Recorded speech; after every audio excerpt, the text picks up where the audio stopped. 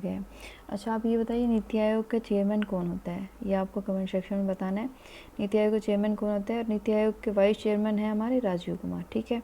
और इसमें home minister को शामिल किया, एक्स ऑफिशियो मेंबर एक होम मिनिस्टर को शामिल किया। अभी देखिए पहले क्या था कि 1950 में क्या था, प्लानिंग कमीशन था, पहले नीति आयोग नहीं था, उसकी जगह प्लानिंग कमीशन था, ठीक है, 1950 में बना था।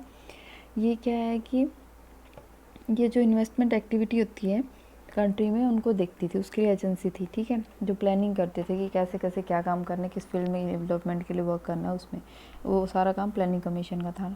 इसकी 2 की ड्यूटीज़ थी जो इसको परफॉर्म करने थे। पहला क्या होता था, 5 ईयर प्लान जो हमारे होते थे उसको इम्प्लीमेंट करती थी, और सेकेंड क्या करती थी, स्टेट है उनको फाइनेंस देती थी। तो अभी जो फाइनेंस देने का काम है वो तो कौन करने लग गया, हमारा फाइनेंस कमीशन बताता है किसको कितना कितना देना है, ठीक है। और जो प्लानिंग है उसके लिए हमारा प्लानिंग कमीशन की जगह नीति आयोग बना दिया, जो हमारे 5 ईयर प्लान है वो भी अब बंद कर दिए हैं, उसकी जगह और आ गए हैं, ठीक है। अब इसमें देखिए नीति आयोग की फुल फॉर्म बता रखी है कि national institute for transforming India है, ये 2015 में सेटअप की गई थी, एक थिंक टैंक है, ठीक है, एक एडवाइजरी बॉडी है गवर्नमेंट की जिसने प्लानिंग कमीशन का रिप्लेस किया है, ठीक है। अब नीति का आयोग है उसकी परफॉर्मेंस के बारे में बता रखा है, क्या क्या करती है कि क्या क्या बहुत सारे जो प्रोग्राम है और इनिशिएटिव है उनको लॉन्च करती है, क्या क्या करती है उसमें।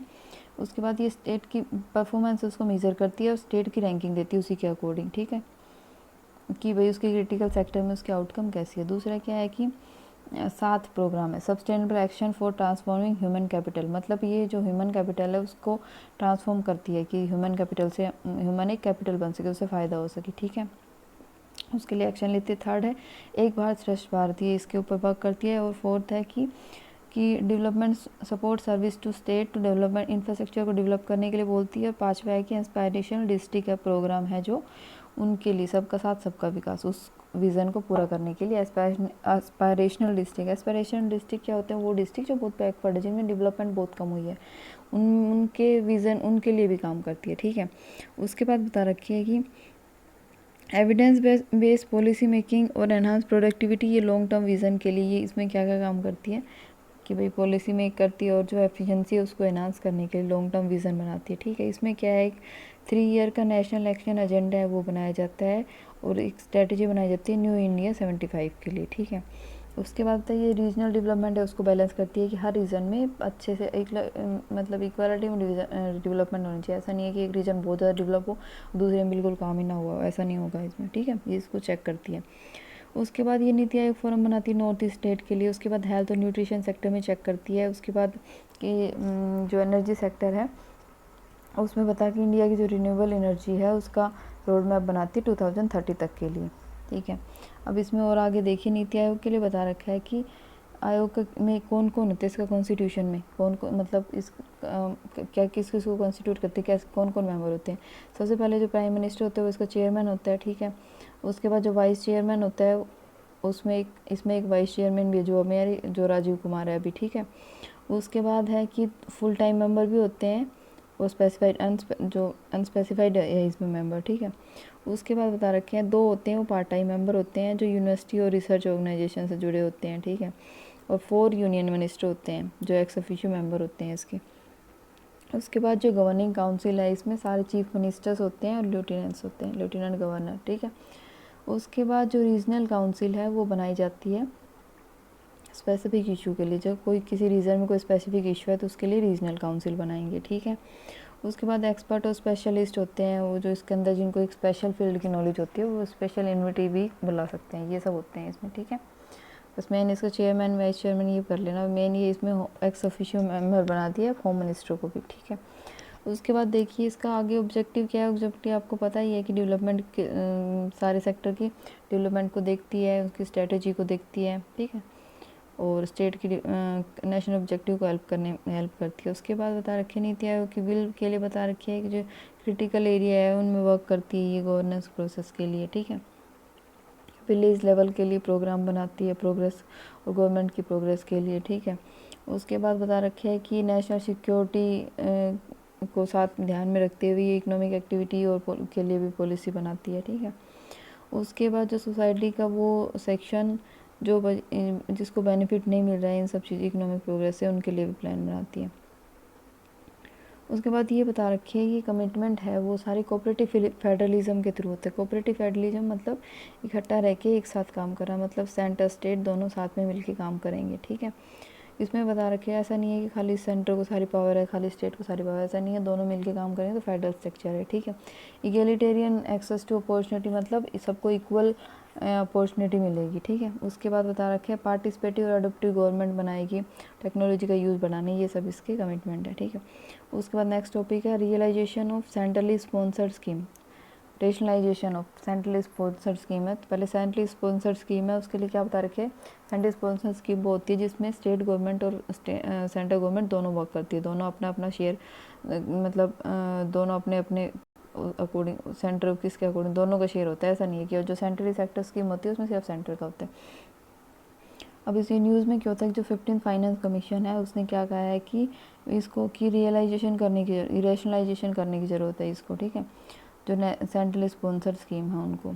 उसके बाद बता रखी है कि सेंट्रल स्पॉन्सर स्कीम के बारे में बता रखी है, ये हमारे प्लान्स है जो स्टेट को ट्रांसफ़र किए जाते हैं, ठीक है, यूनियन गवर्नमेंट के द्वारा। यूनियन गवर्नमेंट स्टेट को ये जो कोई अपनी मर्जी से प्लान ट्रांसफ़र करती है इसको इम्प्लीमेंट करना है, ठीक है। और स्टेट गवर्नमेंट है उसको इम्प्लीमेंट करती है उस और बता रखे है कि और जो उस लिस्ट में होते हैं, जो स्टेट और कंकरेंट लिस्ट में है, ठीक है, कर सकते हैं ना, उसके ऊपर पार्लियामेंट में बना सकते हैं रूल, तो इनको इम्प्लीमेंट करने मतलब यूनियन गवर्नमेंट लॉ बनाती है, उसके ऊपर स्टेट से इम्प्लीमेंट कराती है, यूनियन टेरिटरी से, मतलब जो स्टेट और कंकरेंट लिस्ट में सब्जेक्ट है उनके लिए। उसके बाद बता रखी है कि जो CSS है ये हमारी सेंट्रल स्पॉन्सर स्कीम, ये बिगेस्ट कंपोनेंट है सेंट्रल असिस्टेंट के लिए, स्टेट प्लान के लिए जो हम बनाते हैं उसके लिए, इसमें ज़्यादा फ्लेक्सिबिलिटी नहीं है, ठीक है। अब बता रखी है जब स्टार्टिंग में जो प्लानिंग कमीशन आया था तो जो CSS थे वो बहुत ज़्यादा थे पहले, ठीक है। इसमें बता रखे 190 थे 5th फाइनेंस कमीशन, अब 360 है 9th फाइनेंस कमीशन में, ये सबसे ज़्यादा थे। इसमें देखते हैं क्या गवर्नमेंट कितना कितना किसको देती है। सबसे पहले देखिए कोर टू कोर है, इसमें बता रखे हैं कि कोर टू कोर है उसमें दे रखा है कि कंपलसरी है इसमें स्टेट का कोर टू कोर प्रोग्राम जो है उनमें स्टेट का पार्टिसिपेशन कंपलसरी है। इसमें दो कैटेगरी होती है, तो जनरल कैटेगरी होती है, एक स्पेशल पर्पस कैटेगरी होती है। जनरल कैटेगरी होती है इसमें जैसे मनरेगा हो गया और दोनों को मिला के, मनरेगा हो गया, अम्ब्रेला स्कीम हो गया, ST SC के लिए, OBC के लिए, माइनॉरिटी के लिए, सारे इसके अंदर कवर हो जाते हैं कोर टू कोर प्रोग्राम में, ठीक है। आगे बता रखे एक कोर खाली कोर प्रोग्राम है, उसमें क्या होता है कि इसमें भी स्टेट का जो कोर वाले हैं उन दोनों में क्या है स्टेट का पार्टिसिपेशन वो कंपलसरी है, ठीक है। इसमें भी बट इसमें देखो कोर टू कोर में उसमें तो क्या था कि गवर्नमेंट के अपने अपने पार्टिसिपेशन अलग अलग है कि कितना कितना करेगी, 50-50 इक्वल पार्टिसिपेशन है दोनों का। बट जो कोर वाला है उसमें क्या है, जनरल कैटेगरी में तो 60-40 का है, मतलब 60 सेंटर देगा 40 स्टेट देगा, और स्पेशल कैटेगरी में 90-10 का है, ठीक है। स्पेशल कैटेगरी उनमें होता है जहाँ डेवलपमेंट कम होता है तो सेंटर ज़्यादा शेयर देती है और स्टेट गवर्नमेंट है उनसे कम लेती है, ठीक है। इसमें राष्ट्रीय कृषि विकास, राष्ट्रीय पशुधन बीमा योजना, ये सब सड़क योजना, drinking water mission, child development, education, ये सब इसमें आते हैं कोर में, ठीक है। वो ऑप्शनल आते हैं, उसमें स्टेट चूज़ कर सकता है अपना कि करना है या नहीं करना, ठीक है। जनरल कैटेगरी उसमें ऑप्शनल के अंदर दो होते हैं, एक तो बॉर्डर एरिया जो डेवलपमेंट होता है इसका उसके लिए, सेकंड बता रखा है रिवर कंजर्वेशन प्लान के लिए, रिवर की कंजर्वेशन, इनमें दोनों का शेयर 50-50 होता है, और स्पेशल कैटेगरी में 80-20 होता है, ठीक है। तो इनमें कंपलसरी नहीं है, इनमें से स्टेट कुछ को चूज़ कर सकता है जो उसको करना है वो, बाकी ज़रूरी नहीं है सबको करेगा, ठीक है। उसमें बता रखा है कि स्टेट है वो डेलिब्रेशन करता है, अपने हिसाब से भी कर सकता है, ठीक है, कुछ मैटर में। उसमें बता रखा है कि ये स्टेट को ट्रांसफ़र की गई सेंट्रल स्पॉन्सर स्कीम वो अब rooted consolidated fund of India से ये दी जाती है, ठीक है, इनके लिए जो चार्ज किया जाता है वो। उसके बाद तारका भी CSS को रिड्यूस कर दिया 66 से लेके अब 28 तक कर दिया, पहले 66 अब 28 कर दिया। ये 3 कैटेगरी में है। सबसे पहले बता रखी है कि चॉइस है वो स्टेट को वो बढ़ा दी गई है, ठीक है। जो ऑप्शनल स्कीम है उनमें से वो चूज़ कर सकते हैं जो जिनको इम्प्लीमेंट करनी चाहती है। उसके बाद जो रिजिडिटी है फंड के यूज़ के लिए वो अब हटा दी गई है, ठीक है, मतलब फ्लेक्सिबिलिटी कर दी है कि फंड अगर किसी को कम पड़ रहा है तो उसको ज़्यादा बढ़ा सकते हैं। अब पहले 10% था, अब 25% तक कर दिया है स्टेट के लिए, और 30% कर दिया यूनियन टेरिटरी के लिए, ठीक है, हर स्कीम के लिए। अब इसमें बता रखा है कि CSS के इवोल्यूशन के लिए इसमें बता रखा है कि नीति आयोग होता है वो सारा इवोल्यूशन करता है सारे CSS का। आगे चीज़ समझ। नेक्स्ट देखो, आगे है प्रमोशन ऑफ हिंदी लैंग्वेज। अब हिंदी लैंग्वेज हमारी ऑफिशियल लैंग्वेज है, तो इसके लिए बता रखा है कि हिंदी लैंग्वेज के प्रमोशन के लिए रिसेंटली बता रखा है, हिंदी दिवस था तो यूनियन मिनिस्टर ने कहा कि स्टेट में हमें हिंदी लैंग्वेज को प्रमोट करने के लिए बोला उन्होंने, ठीक है। कंट्री की वो कॉमन लैंग्वेज होनी चाहिए। उसके बाद बता रखे है आर्टिकल 351 है कि क्या बताता है कि यूनियन की ड्यूटी है, क्या ड्यूटी है, प्रमोट करना, promote the spread of Hindi language, Hindi language को फैलाने, उसको प्रमोट करना, ये यूनियन की रिस्पॉन्सिबिलिटी है। दूसरा क्या है कि इसको मीडियम ऑफ एक्सप्रेशन बनाना है सारे एलिमेंट में, जो जिससे क्या है इंडिया का कंपोजिट कल्चर दिखने में आएगा, ठीक है। उसके बाद इसको इंडिच करना है, ठीक है। बाकी इसको इंटरफेयर किए बिना, इसकी जो जीनस है उसको इंटरफेयर किए बिना, इसके स्टाइल, फॉर्म, एक्सप्रेशन वो सब हमारा हिंदुस्तानी में जो यूज़ होता है वही होना चाहिए। और ये सब 8 शेड्यूल में दिया गया है, लैंग्वेज से रिलेटेड है 8 शेड्यूल। अब देखो आर्टिकल 120 और 210 है, उसमें बता रखा है कि किससे रिलेटेड है। आर्टिकल 120 तो है हमारे की लैंग्वेज पार्लियामेंट में कौन सी यूज़ होगी उसके लिए है, और 210 है हमारे स्टेट लेजिस्लेचर में कौन सी यूज़ होगी उसके लिए, ठीक है। उसके बाद बता रखा है कि, और इसमें ये बता रखा है कि जो पार्लियामेंट है उसका बिजनेस है हिंदी और इंग्लिश दोनों में हो सकते हैं, 2 लैंग्वेज को परमिशन दी गई है, ठीक है। बट ये अगर जो स्पीकर है वो मदर लैंग्वेज में बोलने की परमिशन दे सकते हैं, ठीक है, बट अगर ज़रूरी हो तो। बट ये 2 लैंग्वेज है, इनको प्रेफर किया गया अभी। उसके बाद बता रखा है आर्टिकल 343 बता रखता है कि हिंदी है जो देवनागरी स्क्रिप्ट में लिखी हुई है, ये हमारी ऑफिशियल लैंग्वेज है, ठीक है, यूनियन की। और बताती है ये पार्लियामेंट को पावर देती है कि ये ऑफिशियल वर्क के लिए ये लैंग्वेज यूज की जाए, ठीक है, ये पार्लियामेंट डिसाइड करेगी। उसके बाद आर्टिकल 344 कॉन्स्टिट्यूशन के बताता है कि पार्लियामेंट कमेटी है वो हर 10 साल में रिकमेंड करेगी प्रेसिडेंट को regarding the progress of Hindi के लिए जो पार्लियामेंट कमेटी है वो, ठीक है। और ये बताती है कि यूनियन को रिस्ट्रिक्ट करेगी इंग्लिश के यूज़ के लिए, कि भाई अब यूनियन को रिस्ट्रिक्शन करनी चाहिए कि ऑफिशियल पर्पज़ के लिए सिर्फ हिंदी का यूज़ है, इंग्लिश का नहीं होना चाहिए। उसके बाद और कॉन्स्टिट्यूशनल प्रोविज़न आए हैं लैंग्वेज के लिए। 29 है कि हर एक इंडियन को राइट है अपनी डिस्टिंक्ट लैंग्वेज, कल्चर और स्क्रिप्ट रख सकता है वो, ठीक है। आर्टिकल 30 में माइनॉरिटी के राइट को प्रिवेंट करने के लिए है कि वो एस्टेब्लिश कर सकते हैं अपने एजुकेशन इंस्टीट्यूट माइनॉरिटीज़ के लिए, ठीक है, अपनी लैंग्वेज को प्रिजर्व कर सकते हैं। उसके बाद अपने कल्चर को प्रिजर्व कर सकते हैं। 350 है वो बताता है कि मदर टंग है में प्राइमरी एजुकेशन दी जानी चाहिए। उसके बाद 350 भी है वो ये बताता है कि भाई स्पेशल ऑफिसर होने चाहिए लिंग्विस्टिक माइनॉरिटी के लिए, स्पेशल ऑफिसर है वो अपॉइंट करने चाहिए, ठीक है। उसके बाद बता रखा है 3 लैंग्वेज फार्मूला। 3 लैंग्वेज फार्मूला क्या था कि भाई ये बताया जाता है कि 3 लैंग्वेज फार्मूला, इसमें कौन कौन सी 3 लैंग्वेज है, तो हिंदी, इंग्लिश एंड कोई भी रीजनल लैंग्वेज, ये बता रखी है ये 3 लैंग्वेज फार्मूला, ठीक है। उसके बाद बता रखा है कि इस पूरी जैसे कंट्री के अंदर हिंदी टीचिंग के लिए कंपलसरी कर दी गई थी, तो ये किसने करती बोली थी, नेशनल पॉलिसी एजुकेशन 1968 ने बोली थी कि हिंदी का कंपलसरी है सबके लिए, ठीक है। उसके बाद फिर दोबारा इसके ऊपर दोबारा लोगों ने बहस की, प्रोटेक्शन हुए, ठीक है। उसमें क्या हुआ कि अब स्टेट है वो 2 लैंग्वेज फॉर्मूला फॉलो कर रहे हैं बहुत डिकेड से। इसमें बता रखा है कि पहले तो अभी 2 लैंग्वेज फॉलो कर रहा है, बट अभी ये कह रहे हैं 3 लैंग्वेज होनी चाहिए, रीजनल लैंग्वेज भी होनी चाहिए, ठीक है। इसमें इंग्लिश और एक रीजनल लैंग्वेज ये स्कूल में कंपलसरी है। इंग्लिश तो सबके लिए आई कंपलसरी, हिंदी नहीं है, बट इसमें और एक रीजनल लैंग्वेज है वो, ठीक है। अब आगे देखिए आर्टिकल 131। आर्टिकल 131 में बता रखा है जो केरला और जो छत्तीसगढ़ है उसने बता रखा है, सुप्रीम कोर्ट में एक सूट फाइल की है कि चैलेंज किया है कि कॉन्स्टिट्यूशनल वैलिडिटी है बहुत सारी कॉन्स्टिट्यूशनल लॉ की जो अंडर आर्टिकल 131 के अंडर है, उनकी कॉन्स्टिट्यूशनल वैलिडिटी के लिए उन्होंने सूट फाइल किया है कोर्ट में, ठीक है। आर्टिकल 131 बहुत है क्या, देखो ये है हमारा कि भाई जो सुप्रीम कोर्ट का जो ओरिजिनल जुडिक्शन है उसके बारे में बोलता है 131, ओरिजिनल जुडिक्शन ऑफ सुप्रीम कोर्ट के बारे में। उसमें बता रखा है कि किस किस ओरिजिनल जुडिक्शन किस किस केस में है, ये सेंटर स्टेट रिलेशन में है, ठीक है। डिस्प्यूट किस किस के बीच में, सेंटर स्टेट में या दो स्टेट के बीच में, या सेंटर स्टेट के बीच में, या फिर 2 या 2 से ज़्यादा स्टेट के बीच में, ठीक है। इसमें अगर ये ऐसा कोई डिस्प्यूट है तो उसके लिए हम किसी और कोर्ट में नहीं जा सकते, सीधा सुप्रीम कोर्ट में जा सकते हैं। ओरिजिनल जुडिक्शन का मतलब यही है कि सीधा सुप्रीम कोर्ट में जा सकते हैं, ठीक है।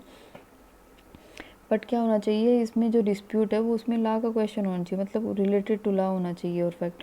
ऐसा नहीं होना चाहिए, किसी भी केस में जा सकते हैं, बट ये लॉ से रिलेटेड होगा, लॉ से रिलेटेड तो जाएंगे, ठीक है। उसके बाद बता रखा है आगे बता रखा है जो ओरिजिनल जुडिक्शन है वो कोर्ट का कहाँ नहीं फॉलो होता, कहाँ पे एक्सटेंड नहीं होता। उसमें देखिए ओरिजिनल जुडिक्शन बता रखा है कि अगर कोई जो डिस्प्यूट है वो ट्रीटी एग्रीमेंट की वजह से या कॉन्वेलेंस या एंगेजमेंट ऑफ सिमिलर इंस्ट्रूमेंट या किसी भी वजह से हो, ट्रीटी की वजह से हो, ट्रीटी को इम्प्लीमेंट करने की वजह से हो, कमेंसमेंट ऑफ कॉन्स्टिट्यूशन से पहले की जो भी ट्रीटी है उनके कमेंसमेंट के लिए हो, ठीक है, उसके ऑपरेशन के लिए वो वाला केस इसमें इंक्लूड नहीं होंगे, ठीक है। इसमें सिर्फ ये सेंटर स्टेट के सिंपल केस होंगे, जो कॉन्स्टिट्यूशन बनने से पहले के वो इसमें इंक्लूड नहीं होंगे। उसके बाद बता रखा है कि जो डिस्प्यूट है हमारे इंटरस्टेट वाटर डिस्प्यूट है वो भी हमारे सुप्रीम कोर्ट में के ओरिजिनल जुडिक्शन में नहीं आएंगे। उसके बाद बता रखा है कि अगर कोई प्राइवेट शूट फाइल करता है तो वो भी नहीं आएगी, गवर्नमेंट के अगेंस्ट करता है तो, ठीक है। और सुप्रीम कोर्ट के और क्या क्या जुडिक्शन है, एक तो एडवाइजरी जुडिक्शन है। एडवाइजरी में क्या होता है कि प्रेसिडेंट को एडवाइस दे सकते हैं, ठीक है, कि ओपिनियन दे सकता है अगर प्रेसिडेंट को चाहिए तो, आर्टिकल 143 के अकॉर्डिंग, ठीक है। उसके बाद है, पर ये प्रेसिडेंट के ऊपर बाइंडिंग नहीं है, प्रेसिडेंट चाहे तो मान सकता है, नहीं माने तो ना भी माने, ठीक है। उसके बाद नेक्स्ट है एपेलेट जुडिक्शन। एपेलेट जुडिक्शन का मतलब है कि सबसे पहले जैसे सबऑर्डिनेट कोर्ट होते हैं, फिर उसके बाद हाई कोर्ट होते हैं, एंड देन सुप्रीम कोर्ट होता है। तो अगर किसी का इस यहाँ से सेटिस्फाई नहीं है तो हाई कोर्ट जाएगा, हाई कोर्ट से सेटिस्फाई नहीं है तो सुप्रीम कोर्ट जाएगा, मतलब अपील के लिए जा सकता है ऐसे लोअर कोर्ट से अपर कोर्ट में, ठीक है। अब extra ordinary जुडिक्शन, original जुडिक्शन extra ordinary, जो सिर्फ एक्स्ट्रा ऑर्डनरी है और सुप्रीम कोर्ट के पास सीधा जा सकते हैं।